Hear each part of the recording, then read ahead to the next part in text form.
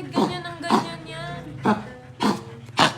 Wala, ubo ng ubo. Ubo ba yun? Ewan ko. Wala, gagi, kawawa.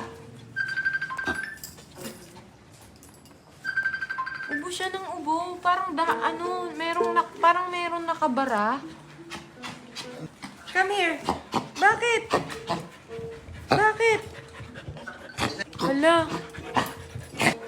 Ubo siya ng ubo. Ano kayong problema nitong aso na to? Oh. Di normal yung ubo niya. Ayan oh. Parang di siya tumitigil. Kawawa. Kawawa. Pochi! Come here. Pochi! Ayun o. Ano kaya pwedeng gamot dito? Paano kayo makukure yung ganun? Tumitigil naman. Tumitigil siya for a while. Pero pag na-excite siya, or tumatakbo siya, ubo siya ng ubo.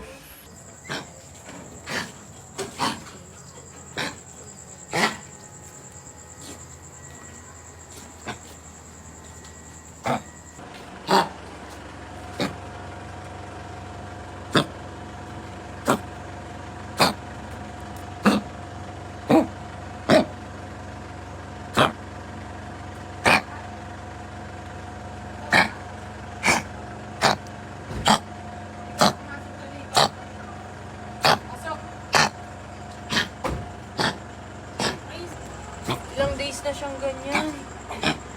Kawawa naman. Ano kayang cost nito mga idol? Ano siya eh, parang 1 week na yata siyang ganyan. Medyo may edad na rin kasi siya. Siguro mga ilang years na, 7-8 years na yata to. Kailangan natin siya ipa-check up para ma-cure. Kawawa kasi oh. Tumitigil naman siya for a while, tapos umuulit-ulit. Lalo pag na-excite siya, tumatakbo siya, ganun. Ayan, medyo tumigil. So, papa-check up natin siya. Alamin natin kung ano talaga yung cause, kung bakit nagkakaganito. So, if ever magkaroon kayo ng, if ever magkaroon kayo ng dog na ganito, or kung nagkaroon na kayo, ano kayang cause niya? Para din ma-prevent kung sakaling meron na kayong mga dogs na ganito. Yung sitwasyon niya. Ayan o, kawawa kasi. Parang hirap na hirap siya pag umuubo. Parang tao na ubo ng ubo. Na may plema, ganun. Para siyang natinik na hindi niya malabas. Ala. Ubo-ubo ka pa rin. Chine-check na si Pochi, mga idol, kung ano nga bang cause ng ubo niya. Senior na kasi siya, mga idol. So, sa age ng tao, para na siya talagang senior. So, ipapacheck natin ano yung complication niya. Bakit siya ubo ng ubo? Everyday, as in everyday kasi non-stop talaga. Check natin anong magiging cause. So, para din talagang tao, mga idol. So, magko-collect sila ng blood, ng dugo, para ma-check kung ano talaga yung cause ng ubo niya. Check natin, baka mamaya mangyayari din sa mga pets nyo or nangyayari sa pets nyo para meron kayong idea kung ano yung nagiging cause. Ayan, kukunan na siya ng dugo. So mga idol, dito rin natin unang-unang pina-check up si Hershey nung nagkaroon siya ng ear mites. Kaya nalaman natin may ear mites siya.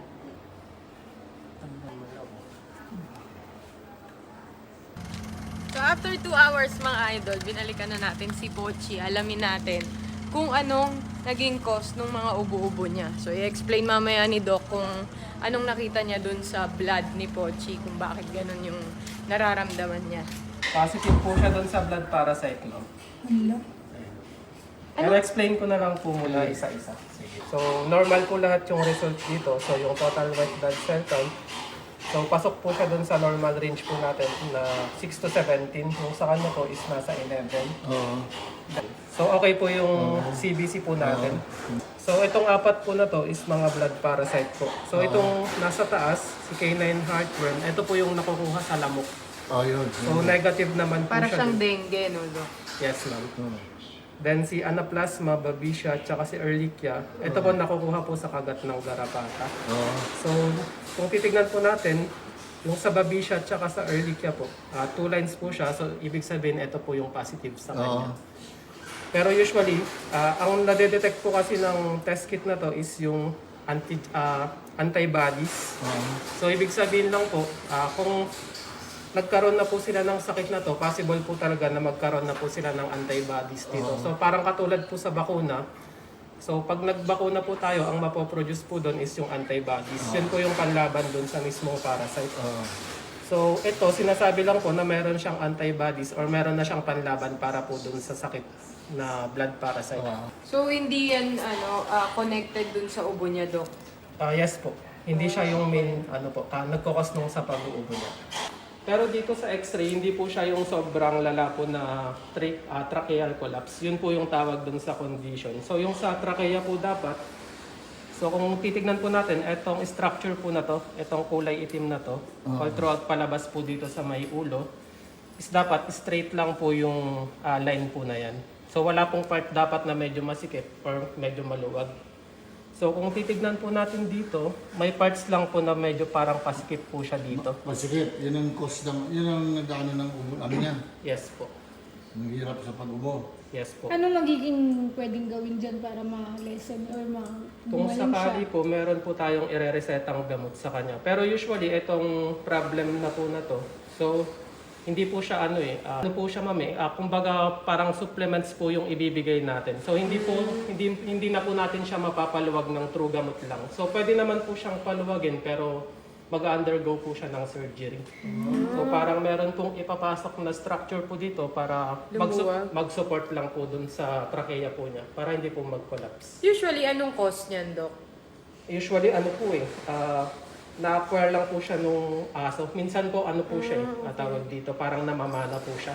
Tsaka common po siya sa mga small breed po. Ayun. Pero last week po yata, yung kasama ko naman dun sa isang branch po namin, parang aspin po siya pero meron din po siyang tracheal collapse. Kumbaga, very rare lang po yun. So usually mga small breed po talaga, katulad po ng Chihuahua, ganyan, mga Shih Tzu. So, pwede talaga siyang genetic, no? Yes po, genetic po siya. Pero usually, yun nga, pagka tumatanda rin yung aso, usually affected po talaga yung organs po natin, katulad ng heart tsaka ng lungs. So, paano yun, related Dok? pa rin po siya sa age kung sakali. Paano malelesen yung ubo niya or mawawala yung ubo niya? So kung sakali ma'am, ibibigay po natin is anti-inflammatory. So magbibigay po tayo ng prednisone, tapos ng theophylline po. So yung theophylline, bronchodilator po siya. So parang i-relax niya lang po yung airways dito para medyo lumuwag po yung paghinga niya. Ayun po.